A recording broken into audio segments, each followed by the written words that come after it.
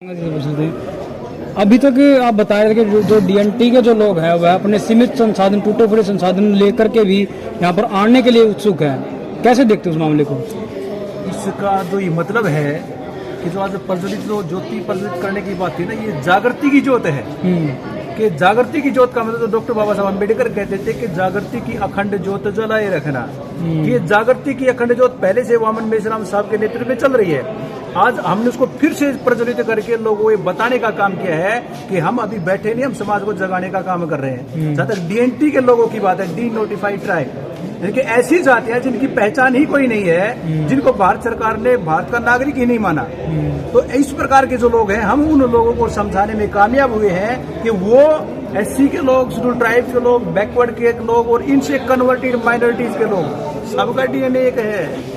ये समझाने में हम उन लोगों को कामयाब हुए हैं। उनके दिमाग में ये बात बैठी है कि हम सब एक डीएनए के लोग हैं और आज इस क्रांति का आगाज करने के लिए और इस क्रांति को अंजाम तक पहुंचाने के लिए हमारे जो डीएनटी के भाई हैं, वो इस गाड़ी जो 11 अप्रैल को यहाँ पर जो कार्यक्रम है चबूतरे पर, वो बढ़ चढ़कर बड़ी संख्या में यहाँ पर पहुंचने वाले हैं। और एक लड़ाई इस देश में जो छिड़ी हुई है, मूल निवासी बनाम विदेशी, वो हम लोगों को बता चुके हैं कि आज भी इस देश के अंदर एक विदेशी रह रहा है जो इस देश के, इनके अलावा, ब्राह्मणों के अलावा इस देश के बाकी लोगों को गुलाम बना के रखा है। तो ये विदेशी बनाम मूल निवासी की लड़ाई आज बामसेप और भारत मुक्ति मोर्चा के राष्ट्रीय अध्यक्ष माननीय वामन मेश्राम साहब के नेतृत्व में चल रही है और हम निश्चित रूप से इस लड़ाई को जीत के रहेंगे। वामन मेश्राम जी जो यात्रा निकालने की बात कर रहे थे, लेकिन वो यात्रा नहीं निकली, वो क्या कारण रहा?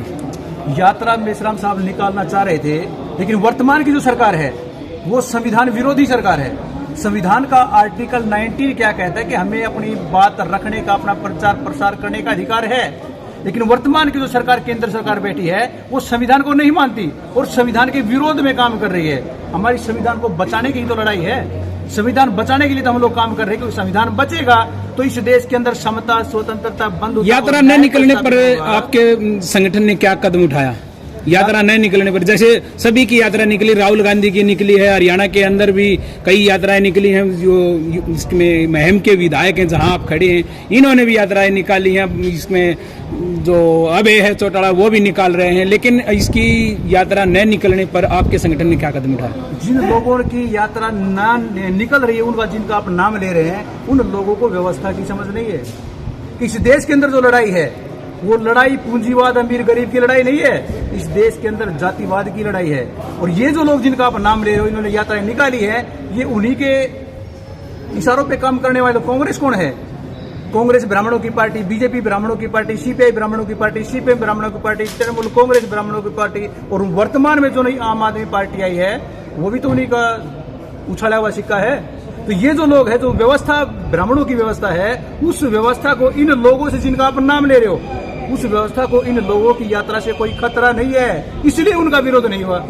और मेश्राम साहब जो आंदोलन चला रहे हैं, वो इस देश के मूल निवासियों को ब्राह्मणों की गुलामी से आजाद करवाने के लिए आंदोलन चला रहे हैं, इसलिए उनको रोकने का काम किया जा रहा है। Thank you.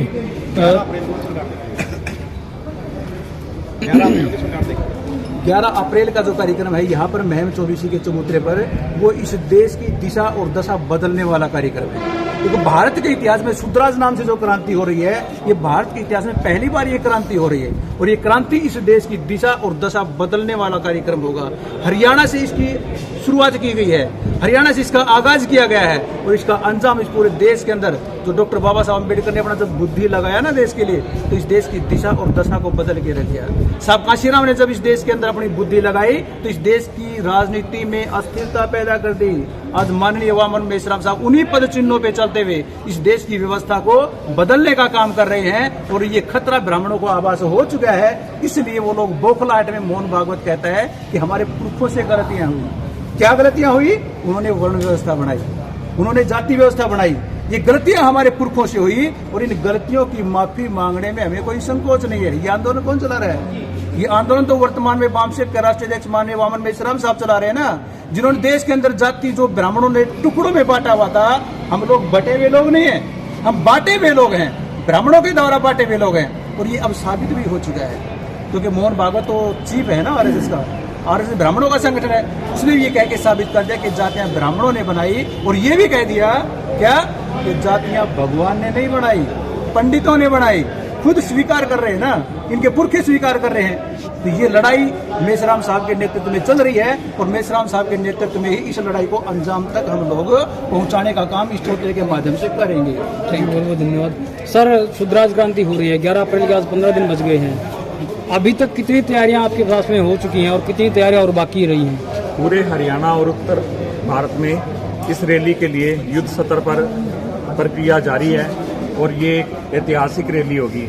न केवल हरियाणा के इतिहास में, पूरे देश के इतिहास में, पूरे देश को उद्वेलित करने का काम करेगी ये रैली। इसके अंदर जो बड़े मुद्दे हैं वो ओबीसी के हैं, और ओबीसी के जो लोग जो हैं वह अभी तक भी इसके अंदर इतना इंटरेस्ट नहीं दिखा रहे हैं।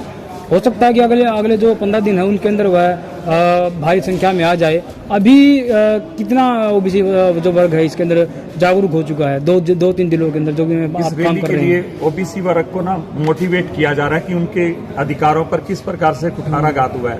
1947 से लेके अब तक हर सरकार ने कुठाराघात किया है, लेकिन भविष्य में हम ऐसा नहीं होने देंगे। धर्मवाद से आजादी दिलवा पाएंगे इस मांग इस रैली से? बिल्कुल 100% आजादी मिलेगी इस देश को धर्मवाद से। धर्मवाद नहीं, यहाँ पे संविधानवाद पे काम होगा अब इस देश में।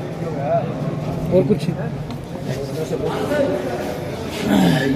क्या नाम आपका?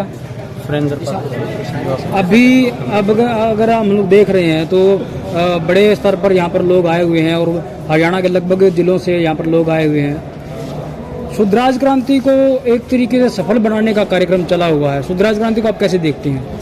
शुद्धराज क्रांति का आयोजन सफल आयोजन होने जा रहा है। लाखों की संख्या में लोग यहाँ आने वाले हैं। माननीय राजकुमार सैनी जी की रथ यात्रा चली हुई है, वो अभी इंद्री लाडवा वगैरह में उस साइड है। उस साइड हर जो भी विधानसभा वाइज 35-40 विधानसभाओं में हम लोगों को बता चुके हैं कि 11 अप्रैल को महम में शुद्धराज क्रांति होने जा रही है, और सबको इनवाइट किया जा रहा है।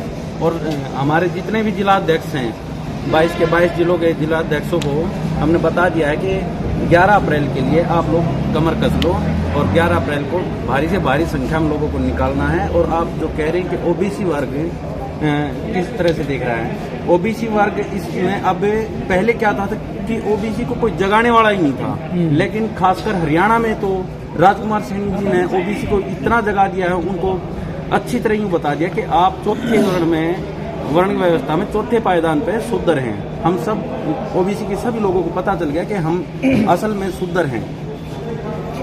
तो कितनी संख्या में आपकी पार्टी की तरफ से कितनी संख्या आने की संभावना है?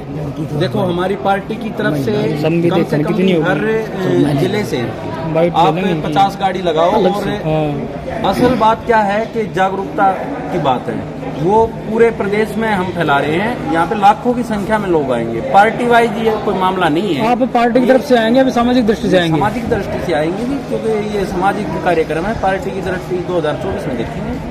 चलिए, बहुत बहुत धन्यवाद।